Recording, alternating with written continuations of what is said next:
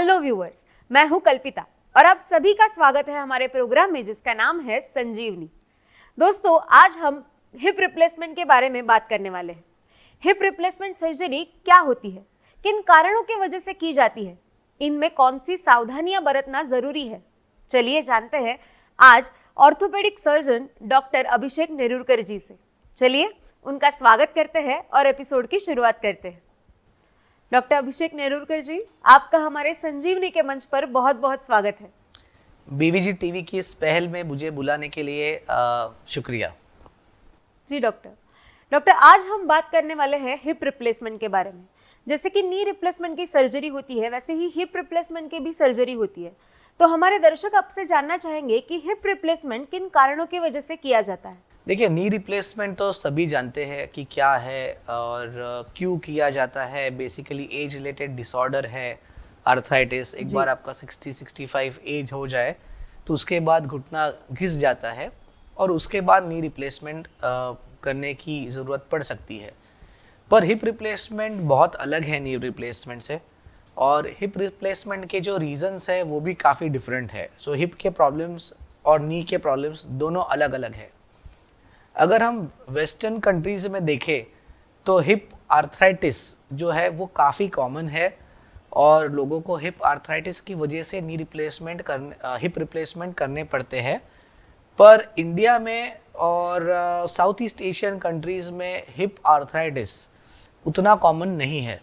उसकी वजह से प्राइमरी आर्थराइटिस नहीं होता है और उस रीज़न से हिप रिप्लेसमेंट नहीं होते हैं to a certain extent. India में जो रीजंस है हिप रिप्लेसमेंट के लिए वो कम्प्लीटली डिफरेंट है। फर्स्ट रीज़न जो है उसको हम बोलते हैं एवियन हिप।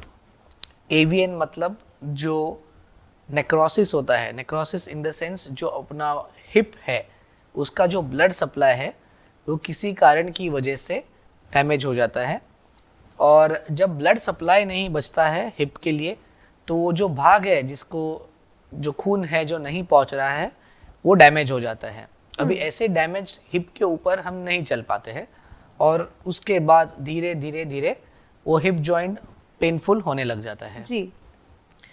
पेन जैसे जैसे बढ़ेगा वैसे चलने में दिक्कत आती है, नीचे बैठने उठने में दिक्कत आती है, नॉर्मल जो डेली लाइफ का जो एक्टिविटीज़ है उसमें दिक्कत आती है, और इसी वजह से जो मेन हिप रिप्लेसमेंट जो है वो करना पड़ता है। उसकी वजह से उसका एज ग्रुप भी काफ़ी डिफरेंट है as compare to the knee replacement जो लोगों को करना पड़ता है उस हिसाब से। अभी ये क्यों होता होगा, अभी 100% रीजंस हम नहीं जान पाते इन ऑल द पेशेंट्स, और एक्चुअली उससे बहुत ज़्यादा फर्क भी नहीं पड़ता बिकॉज ट्रीटमेंट प्लान में कोई चेंज नहीं होता है, ट्रीटमेंट सेम होता है। लेकिन मोस्ट लाइकली कॉज इंडिया में जो है वो है बिकॉज ऑफ अल्कोहलिज्म, सबसे इम्पॉर्टेंट कॉज है, और दूसरा है स्टेरॉइड यूजेस। सो जो लोग अल्कोहल का जो प्रमाण जिनके लाइफ में ज़्यादा है और जो लोग स्टेरॉइड यूज़ करते हैं for some any other medicine के तौर पे या for body building, so any use of excessive use of steroid की वजह से जो बॉल है वो आपका डैमेज हो सकता है। पर बॉल डैमेज होने के बहुत सारे कारण हैं। जो अपना नागपुर जैसा जो बेल्ट है, सेंट्रल इंडिया है, वहाँ पे सिकल सेल अनीमिया करके एक डिसऑर्डर है जिसमें again the blood supply damage. So there are multiple causes जिसके वजह से जो हिप है उसका आपका जो ब्लड सप्लाई है वो डैमेज हो सकता है और उसके बाद हिप आपका डिसफंक्शनल हो सकता है। इसके अलावा there is one more group जिसको हम बोलते हैं पोस्ट ट्रॉमेटिक आर्थराइटिस। पोस्ट मतलब आफ्टर ट्रॉमा, मतलब कोई भी इंजुरी होने के बाद भी बिकॉज ऑफ द फ्रैक्चर या because of the damage to the blood vessels, ये जो खून का जो सप्लाई है वो बॉल को डैमेज हो सकता है, और उसकी वजह से जो आर्थराइटिस है that can rapidly grow and cause hip pain. Third group of patients है जो आर्थराइटिक ग्रुप में आते हैं, मतलब जो संधिवात जो बोलते हैं, रोमोटॉइड आर्थराइटिस। ये फीमेल्स में ज़्यादा होता है और उसका ही काउंटर पार्ट है जो मेल्स में होता है, उसको कहते हैं एंकिलोजिंग स्पॉन्डिलाइटिस। बट ये सारी जो बीमारी है ये पूरा ग्रुप ऑफ डिसऑर्डर्स है जिसको हम वात के कैटेगरी में ऐड कर सकते हैं, और जिसमें naturally joint without any reason without anything that we can prevent, धीरे धीरे डैमेज होना शुरू हो जाता है टू अ सर्टेन एक्सटेंट कि फिर you can not walk on it, और पेनफुल भी काफ़ी हद तक होता है. सो ये सारी मेन ब्रॉड रीजंस है जिसकी वजह से हिप जॉइंट रिप्लेसमेंट आज की डेट में करना पड़ रहा है. जी, अभी जैसे आपने बताया कि एज का इसमें बहुत संबंध होता है, या फिर मेल फीमेल में इसका रेशो कैसा होता है, इसके बारे में आप हमारे दर्शकों को क्या कहना चाहेंगे? देखिए, एज जो है यूजुअली जैसे हम नी रिप्लेसमेंट लेटर डेट में होता है, लेटर एज में होता है 60 प्लस में. हिप रिप्लेसमेंट का वैसा कुछ है नहीं. हिप रिप्लेसमेंट कभी कभार ऐसा भी होता है कि हमें 25 के एज में भी करना पड़ता है, क्योंकि जॉइंट इतना डैमेज हो जाता है कि उस पर्टिकुलर व्यक्ति को चलने में, रूटीन लाइफ में भी इतनी दिक्कत होती है कि वो रिप्लेसमेंट के बिना आगे नहीं बढ़ सकता है. And for that reason hip replacement कभी कभी 25 से 45 के रेंज ग्रुप में भी करना पड़ता है. सो पोस्ट ट्रॉमेटिक आर्थराइटिस का जो ग्रुप है वो बेसिकली डिलेड एज में होता है यूजुअली, क्योंकि एज आपका कुछ इंजरी हो जाए और उसके बाद जो भी डैमेज होता है वो धीरे धीरे होता है. So again it's a very broad age group. 25 से लेके 75-85 तक हिप रिप्लेसमेंट के ऑपरेशंस होते हैं. और जो हायर एज ग्रुप है से 65-70, वो usually because of hip fractures. 55-60 के बाद अगर जॉइंट के अंदर कोई फ्रैक्चर हो जाए तो वो फ्रैक्चर हीलिंग के चांसेस बहुत कम है. और ऐसे टाइम में rather than taking that risk, most of the time हम हिप रिप्लेसमेंट करते हैं, बिकॉज पेशेंट को हम अगले दिन से खड़े रख के वॉकिंग. सो बेड रिडन होने के जो कॉम्प्लिकेशंस रहते हैं और बेड रिडन होने के जो प्रॉब्लम्स रहते हैं, उससे hip replacement is a saviour in this kind of a situation. तो मेल और फीमेल में क्या कुछ अलग मेल और फीमेल में रीजंस थोड़े बहुत डिफर होते हैं, क्योंकि रूमेटॉइड आर्थराइटिस जो है वो फीमेल्स में ज़्यादा होता है, पर एंकिलोजिंग स्पॉन्डिलाइटिस मेल्स में ज़्यादा होता है. तो reasons are different. Overall hip replacements ज़्यादा मेल्स में है एज कम्पेयर टू फीमेल्स, क्योंकि अल्कोहलिज्म, स्टेरॉइड इनटेक, जो रीजंस जो मैंने आपको बताए वो सारे के सारे मेल्स में ज़्यादा है as compare to females at this point of time. Whereas knee replacement में जो इंसिडेंस है वो फीमेल्स का बहुत ज़्यादा है एज कम्पेयर टू मेल्स, पर ये एग्जैक्टली उल्टा है in case of hip replacements. Okay doctor, कई बार लोगों को ये भी कंफ्यूजन रहता है, ये भी सवाल सताता रहता है कि क्या हिप रिप्लेसमेंट सर्जरी सेफ है. तो हम आपसे जानना चाहेंगे कि ये सर्जरी कितनी सेफ है और इसकी क्या वैल्यू है, मतलब क्या एज है. सो हिप रिप्लेसमेंट एक ऑलमोस्ट 40-50 ईयर्स से किया जा रहा है, and it has progressed in last 15-20 years. और बहुत सारा इसमें इनोवेशंस के साथ we are going ahead with the surgeries nowadays. तो हिप रिप्लेसमेंट का लाइफ बहुत अच्छा है. Surgery is very successful. In fact the life of hip prosthesis is even more than a knee prosthesis. तो इसकी वजह से we are more confident in doing this surgeries in even younger people. जी, knee replacement से if you compare to the knee replacement. और hip का outcomes भी बहुत अच्छा होता है. एक बार आपका surgery once it is done properly, उसके बाद we called something, it's called something like a forgotten joint. मतलब पेशेंट इटसेल्फ ही फॉरगेट्स कि मेरा सर्जरी हो चुका है. That is how good the outcomes can be most of the times. So that is it is a very successful surgery, but उसका reason सही होना चाहिए और सही तरीके से अगर हो जाए then there is nothing to worry about. जी डॉक्टर, जैसे कि हम देखते हैं कि आजकल लोगों में बहुत सारी हेल्थ की समस्याएं दिखाई देती है, तो क्या ऐसे समस्याओं वाले लोग हैं वो हिप रिप्लेसमेंट कर सकते हैं, उनका आउटकम कैसा आता है? देखिए, आजकल के डेट में डायबिटीज़ है या ब्लड प्रेशर है, थायराइड के इश्यूज है, हार्ट के प्रॉब्लम्स है, मल्टीपल अदर प्रॉब्लम्स. एक बार 40-45 एज क्रॉस हो जाता है तो उसके बाद लोगों को रहते हैं. जी, अभी हिप प्रॉब्लम्स भी साथ में रहते हैं. So now there has to be some solution for it. ये जो प्रॉब्लम्स है इसकी वजह से हम हिप सर्जरीज को अवॉइड नहीं कर सकते. दूसरी बात तो ये है कि जब भी कोई सर्जरी हम करेंगे तभी उसके पहले ये जो भी प्रॉब्लम्स रहते हैं इनको, this is not a emergency surgery. Except fractures में, जो फ्रैक्चर्स में इमरजेंसी कह सकते हैं, बट बाकी जो सारी कंडीशंस है जिसमें हिप आर्थराइटिस होता है और हिप रिप्लेसमेंट किया जाता है, these are not emergency surgeries. तो we can take our time, वो सारे प्रॉब्लम्स है उनको कंट्रोल कर सकते हैं। कंट्रोल करने के बाद एक बार सब कुछ नॉर्मलाइज है या it is under respectable measures, तो we can always proceed and do a hip replacement surgery. Even in elderly people or even in all these patients with comorbidities, hip replacement surgery is a relatively safe surgery. There is ज़्यादा कोई चिंता वाली बात ऐसी होती नहीं है। जी। Hip joint भी काफ़ी डीप जॉइंट है as compare to the knee joint.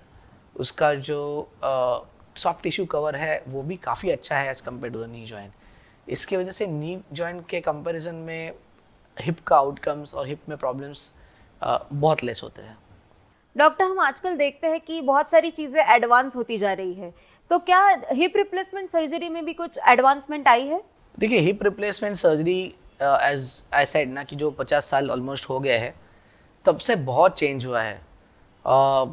Technology apart जो एक्चुअल सर्जिकल स्टेप्स है और एक्चुअल जो अंडरस्टैंडिंग है सर्जरी का, वो भी काफ़ी हद तक चेंज हुआ है। जो प्रोस्थेसिस आते हैं, उनके डिज़ाइंस आते हैं, वो भी काफ़ी अच्छे हैं। अभी इनिशियल डेज में जो प्रोस्थेसिस होते थे वो सीमेंटेड प्रोस्थेसिस होते थे, मतलब जो भी अपना जॉइंट है वो सीमेंट के साथ फिक्स किया जाता था। पर वी हैव रियलाइज दैट जो अनसीमेंटेड हिप्स है, जो अनसीमेंटेड प्रोस्थेसिस है, उनकी लाइफ काफ़ी ज़्यादा है as compare to the cemented prosthesis. और क्योंकि ये यंग लोगों में किया जाता है जहाँ पे बोन क्वालिटी अच्छा है और जहाँ पे हमें चाहिए कि ये प्रोस्थेसिस ज़्यादा से ज़्यादा लाइफ तक चले उनके साथ, उसकी वजह से we have moved mainly towards uncemented hip. मतलब वो जो इम्प्लांट रहता है वो प्रेस फिट इम्प्लांट रहता है और उसमें हम सीमेंट यूज़ नहीं करते हैं। तो क्वेश्चन नेक्स्ट ये हो सकता है कि क्या सीमेंट खराब है? तो नहीं, सीमेंट खराब नहीं है। सीमेंट जो है वो अभी भी सर्टन सिचुएशंस में यूज़ किया जाता है, जब बोन वीक हो, बोन स्ट्रेंथ बहुत पुअर है और ऐसे अगर लगे कि मे बी ये जो प्रोस्थेसिस है वो विदाउट सीमेंट ग्रिप नहीं करेगा। सर्टन रिवीजन सिनेरियोज में भी यूज़ किया जा सकता है और it is always use as a bail out option. मतलब हमें अगर अनसीमेंटेड भी करना हो तो भी as a backup cemented prosthesis रहता है। So these are two things, but uncemented जो है वो towards that we have change in last 10-20 years. दूसरी चीज़ है वो है उनके बेरिंग्स। मतलब इट हैज़ इवॉल्व्ड। मतलब पहले मेटल से शुरू हुआ, different types of metals came into picture, फिर सिरेमिक हुआ, फिर मेटल ऑन मेटल हुआ, then it had some problems. तो ये सारा इवोल्यूशन है, ये सारा नॉलेज है जो लास्ट फ्यू डिकेड्स में we have gathered, and then there was coming up of new generation ceramic. तो आज की डेट में we have multiple options available. There are combinations of ceramic and metal or highly cross-linked poly is like a plastic, ceramic on ceramic। so ये सारे combinations है जो आज के डेट में अवेलेबल है और उसकी वजह से we can give a broader options to the patients। जिसको जो रिक्वायरमेंट है, एज कैसा है, एक्टिविटी कैसा है, उस हिसाब से we can decide what is best for a particular patient and give him that option। Okay. So ये हो गया बेरिंग के बारे में। Third is the material. So material has also evolved and the way in which that prosthesis is made, that has also evolved. We have also got certain situations जिसको हम लोग bio active बोलते हैं। मतलब जो बोन ग्रोथ है component के अंदर, वो इंक्रीज हो जाती है, जिसकी वजह से उसका जो स्ट्रेंथ है वो बढ़ता है, लाइफ बढ़ता है। सो there have been continuous improvements in this particular thing, and nowadays as robotics is taking up over knee replacement, उसी तरीके से hip में भी robotics it is percolating जी। और there is possibility कि आगे चल के future में ये chances बढ़े कि robotic का incidence बढ़े। so that is something that we have to consider।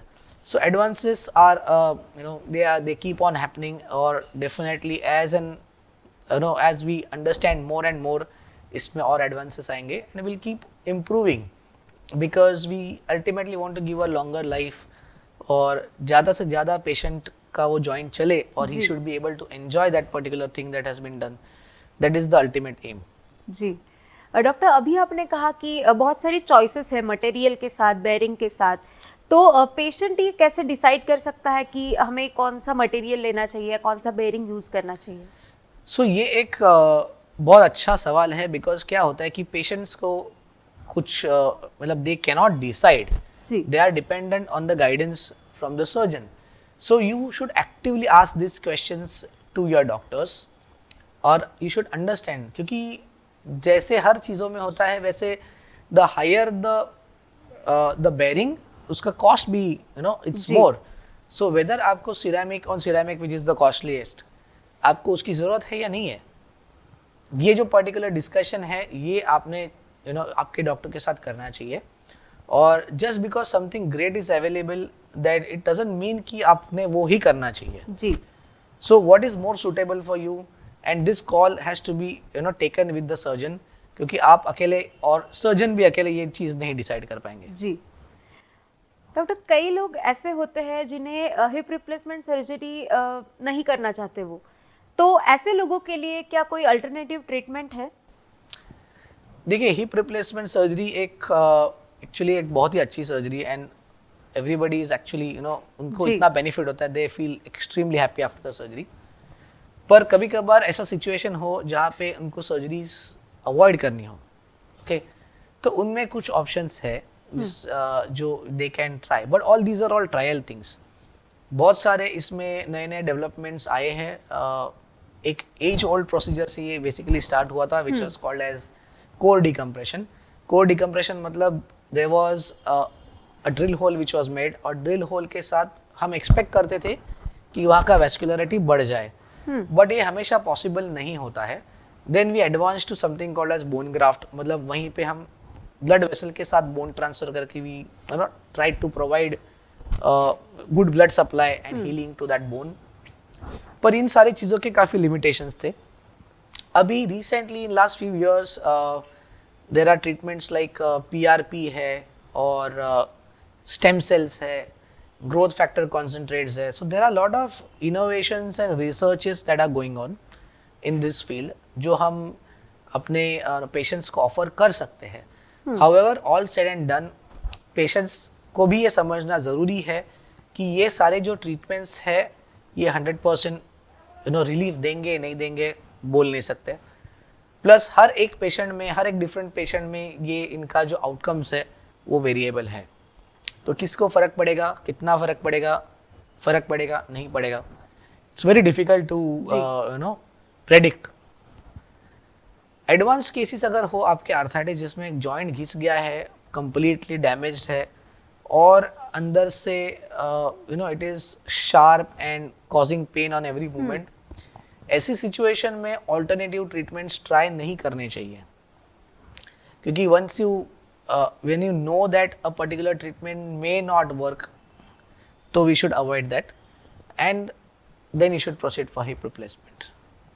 Ji doctor, hip replacement surgery के बीच में मतलब सर्जरी के दौरान एग्जैक्टली क्या किया जाता है और उसके बाद पेशेंट की रिकवरी किस तरह से होती है? देखिए हिप रिप्लेसमेंट सर्जरी यूजुअली जो है वो स्पाइनल एनेस्थीसिया या स्पाइनल एपिड्यूरल एनेस्थीसिया, मतलब कमर के नीचे का जो भाग है उसको सुन्न किया जाता है और फिर ये सर्जरी की जाती है. जो डैमेज बॉल है उसको निकाल के, जैसे हमने कहा उस डिफरेंट टाइप ऑफ बेरिंग्स है उसको हम डालते हैं, मिक्स एंड मैच करते हैं. और the beauty of today's process is कि ये पूरा मॉड्यूलर है, तो हर एक पेशेंट को जो एक्यूरेट फिट मिलना चाहिए उस फिट का प्रोस्थेसिस अवेलेबल होता है ऑन टेबल और वो वी डिसाइड ऑन टेबल कि what is best for that patient, जिसके वजह से आउटकम्स भी काफ़ी इम्प्रूव हो चुके हैं. आफ्टर द सर्जरी थोड़ा सीमेंटेड और अनसीमेंटेड, जैसे मैंने आपको बोला दो डिफरेंट टाइप्स है, उनमें रिकवरी में भी फ़र्क है. सीमेंट यूजुअली इंस्टेंट फिट रहता है तो उसकी वजह से पेशेंट्स तो नेक्स्ट डे से वॉकर के साथ इमीडिएटली पैर पे वजन डाल के 100% वेट डाल के चल सकते हैं. हाउएवर जो अनसीमेंटेड रहता है उसमें हम नेचर पे भी डिपेंड कर रहे हैं कि जो प्रोस्थेसिस है और जो बोन है इसके बीच में मिलाप हो, उसके बीच में इंटीग्रेशन हो, और जो प्रोसेस लगभग 1.5 से 2 महीना चलता है। It's a gradual process. तो इसी वजह से कभी कभार मे बी पेशेंट्स को विदाउट वेट या पार्शियल वेट चलना पड़ सकता है फॉर अराउंड से 3 वीक्स to 6 वीक्स, और उसके बाद वो धीरे धीरे फुल वेट डाल के चल पाते हैं। अराउंड मे बी 6 वीक्स में स्टेयर क्लाइंबिंग और बाकी सारी जो चीज़ें हैं वो we can start, and 3 months to 4 months it takes for the patients to recover, to feel comfortable to do his normal जो एक्टिविटीज़ है, जो डेली लिविंग के उनके एक्टिविटीज़ है वो इजीली कर सके, उसको एक अराउंड 3 to 4 months लग जाते हैं। हॉस्पिटल स्टे एज यूजुअल 2 दिन रहता है, आजकल स्टैंडर्ड है। यूजुअली कोई भी 2 दिन से ज़्यादा हॉस्पिटल में पेशेंट को रखते नहीं है। एक ड्रेसिंग होता है और अराउंड 12 to 15 डेज में एक बार पेशेंट को आना पड़ता है टाका निकालने के लिए जी। और उसके बाद दे कम ऑन एट 1.5 महीना 3 महीना के फर्स्ट ईयर में थोड़े फॉलोअप्स रहते हैं, then the patient can be on their own, no problem जी। तो जिनकी हिप रिप्लेसमेंट सर्जरी हो चुकी है, ऐसे लोगों को क्या चीज़ें अवॉइड करनी चाहिए जिससे अच्छी रिकवरी हो जाए? देखिए, ट्रेडिशनली हिप रिप्लेसमेंट सर्जरी के बाद हम बोलते थे कि नीचे ग्राउंड पे नहीं बैठना है, क्रॉस लेग नहीं बैठना है, इंडियन टॉयलेट यूज़ नहीं करना है। लेकिन बहुत सारे पेशेंट्स हैं जिनके रूटीन लाइफ में उनको ये करना पड़ता है जी। That was the biggest challenge. बाकी देयर वाज नो रिस्ट्रिक्शन, पहले कोई रिस्ट्रिक्शन इसके अलावा नहीं रहते थे, पर अभी we have a solution for that as well. There are dual mobility hips. So dual mobility hips में 2 जगह से मूवमेंट होता है, और उसकी वजह से द बेनिफिट इज कि एक्सट्रीम्स ऑफ मूवमेंट भी पॉसिबल है, और जो डर लगता था कि एक्सट्रीम्स ऑफ मूवमेंट में डिसलोकेशन हो जाए, that also is reduced. So there are dual mobility hips which can be selectively used in particular patients के लिए जिनको ये सब अवॉइड करना पॉसिबल नहीं है। एक्चुअली ड्यूअल मोबिलिटी हिप्स ऑल्सो मतलब दूसरे कंडीशंस में भी बेनिफिशियल है, जैसे पेशेंट्स है जिनको पैरालिसिस है या स्ट्रोक है या अल्जाइमर्स है, पार्किंसंस है, जहाँ पे उनको जो मसल और इसके ऊपर प्रॉपर कंट्रोल नहीं है। फ्रैक्चर सिचुएशंस में भी यूज़ कर सकते हैं, बिकॉज बहुत सारा टिश्यू डैमेज रहता है, और जो नेचुरल कवरिंग जो है जो अपना हिप का है दैट इज़ ऑल्सो इंजर्ड। सो ऐसे सर्टन सिनेरियोज है जिसमें ये ड्यूअल मोबिलिटी हिप भी यूज़ कर सकते हैं, एंड उसके साथ द फ्लेक्सिबिलिटी इज़ मोर, और ये जो नीचे बैठने का स्क्वाटिंग और क्रॉस लेग सिटिंग का भी problem to a certain extent we can solve it.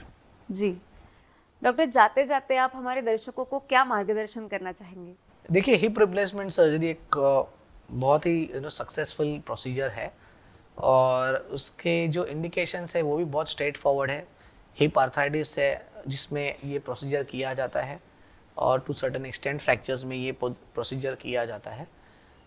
Recoveries is good, as I said if a properly done procedure में patients live near normal life जी, और most of the time they don't even understand कि कुछ हुआ है उनके साथ में। So if you have any hip problems, rather than bearing the pain, आप जाके एक्सपर्ट से एडवाइस लीजिए, और जो सॉल्यूशंस है in today's days are very good. So you should make use of what is available. जो आज के डेट में आपको ऑप्शंस है, सॉल्यूशंस है, उसका यूज़ करके you should have a lead a good quality of life. जी, thank you so much doctor, आप यहाँ पर आए, आपने इतनी अच्छी जानकारी दी, इसके लिए आपका बहुत बहुत शुक्रिया। बीवीजी टीवी के इस पहल के लिए उनका मैं शुक्रिया करना चाहता हूँ। ये जो नॉलेज स्प्रेड करके more and more people to make aware so many people, उसके लिए hats off to them. Thank you. Thank you so much doctor. दोस्तों, अब अपनी होस्ट और दोस्त कल्पिता को इजाजत दीजिएगा। फिर मुलाकात होगी संजीवनी के अगले एपिसोड में एक नए विषय के साथ। तब तक अपना ख्याल रखिएगा।